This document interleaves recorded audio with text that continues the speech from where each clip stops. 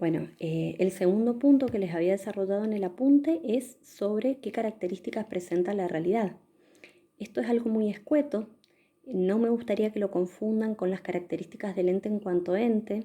Les hago esta aclaración porque la idea de la materia no es sino que ustedes, amparados en la formación filosófica y humanista que tiene el colegio, puedan ir hilvanando, ¿no? O de alguna manera vinculando los saberes de esas otras disciplinas, pero no busca ni reemplazarlos ni equipararse a ellos.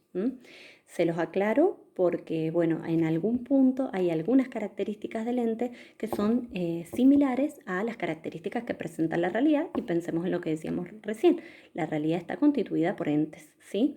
Corpóreos o espirituales, y espirituales, digamos, los dos, pero en definitiva, una cosa son las características del ente y otras las de la realidad. La realidad tiene un orden, es decir, en el plan de la providencia divina, ¿sí?, las cosas están dispuestas de una manera. Todas las cosas respetan un fin. Conozcamos nosotros el fin para el cual han sido creadas o no. La realidad tiene también un sentido.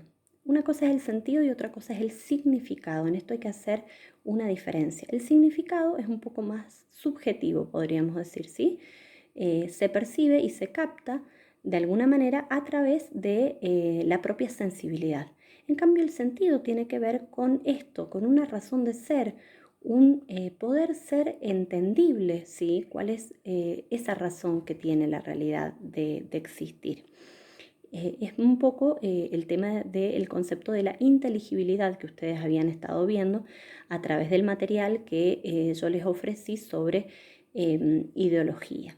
Podríamos decir la realidad es inteligible, no ininteligible. Ininteligible sería que no la podemos comprender. Es compleja, ¿sí? No es simple. Y esto tiene que ver con un proceso que es el de cambio. Las cosas están en un proceso de transformación. La realidad no es algo acabado, ¿sí?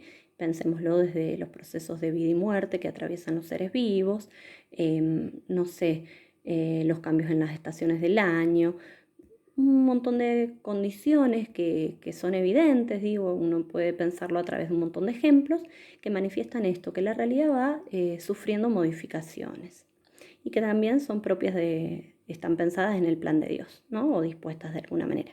Es polivalente. ¿Qué significa esto? El prefijo poli significa muchos, ¿sí? Valente, valor o valencia. Por lo tanto, adquiere distintos valores, ¿sí?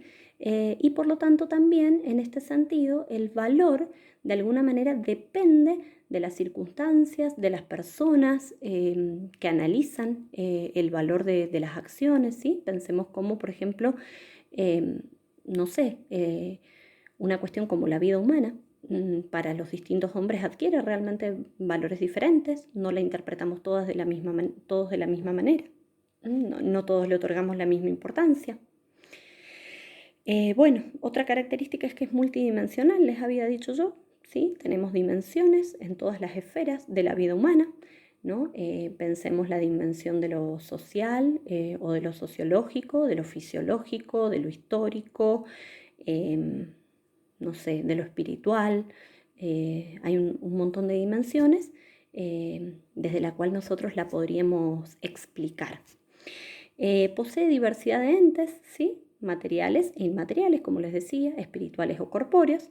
Y por último, es obra de Dios, es una donación de su ser. De alguna manera, todos los seres humanos participamos de la obra de la creación, pero en definitiva, la creación no es más que un reflejo de lo que es en sí mismo Dios, en su sabiduría divina.